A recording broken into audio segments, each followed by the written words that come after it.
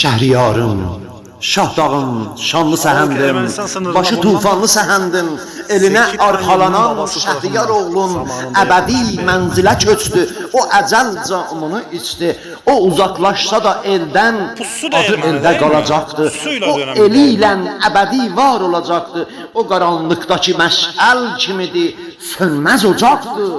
Heyif olsun ki, qurub etdi günəş tək, hamı matəm tutub el yasa batıb sevgili yarım deyib ağlır, Şəhriyarım deyib ağlır.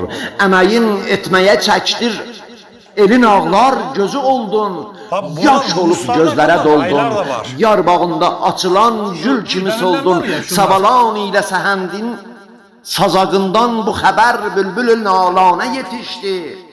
Ayrılıq vaxtı gəlib çatdı, xəzan səhni gülüstana yetişdi, bağa bostana yetişdi, Təbrizin bay səsi Tehrana yetişdi, ölkəmin dağlarına çöktü duman, getdi bəharım deyib ağlır, Şəhriyarım deyib ağlır.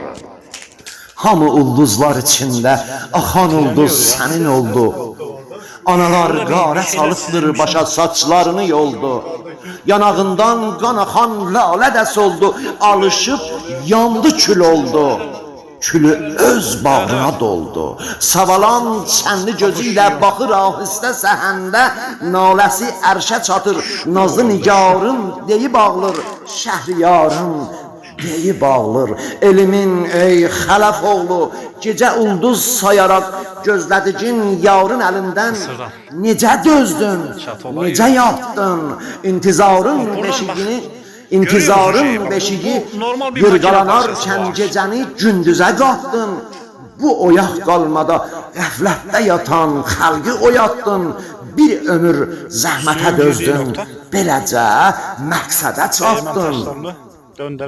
Danışır indi qələmdaşların o xatirələrdən, danışır indi qələmdaşların o xatirələrdən, çətdəki ənənələrdən boyanır sanki xəyal pəncərələrdən, zoq alır mənzərələrdən.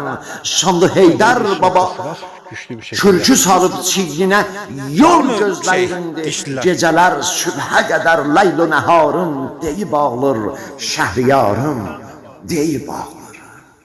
Şəhriyarım, Şəhriyarım, bu xəbər ölkə səmasında yayıldı, sözü dildən dilə düşdü, aləmə vəlvələ düşdü, savalan ilə səhəndin işi də müşkülə düşdü, sazların pərdələri gah qəmə, gahdan zilə düşdü, neynəmək iş belə düşdü, neynəmək iş belə düşdü. Qara yel əsti xəzan pəncə salıb gülləri çaldı, həsrəti bülbülə qaldı.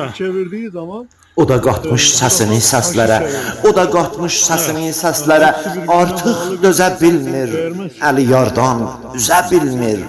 O da hərdən gəlir əfxanə mənim səbr-u qərarım deyib ağlır, Şəhriyarım deyib ağlır. Şəhriyarım sənə xatir bir ağır el qəmə batmış, dur əyağa səni tari, yenə dindir dizin üstündəki üç telli sitari, yenə at göylərə ulduzlara şeir ilə kəməndi, danış eldən obadan sözlərə qat füstəni qəndi. Gəl danışdır savalan ilə səhəndi, indi sənsiz hamı niskildədir nalan, hamının gözləri giryan, sinələr zar-ı pərişandır, pərişan. Nəğmələr çöndü əza marşına, nəğmələr çöndü əza marşına, sazlar dilə gəldi, ney fəqan etdi, kaman süstü sitarım deyib ağlır, Şəhriyarım deyib ağlır.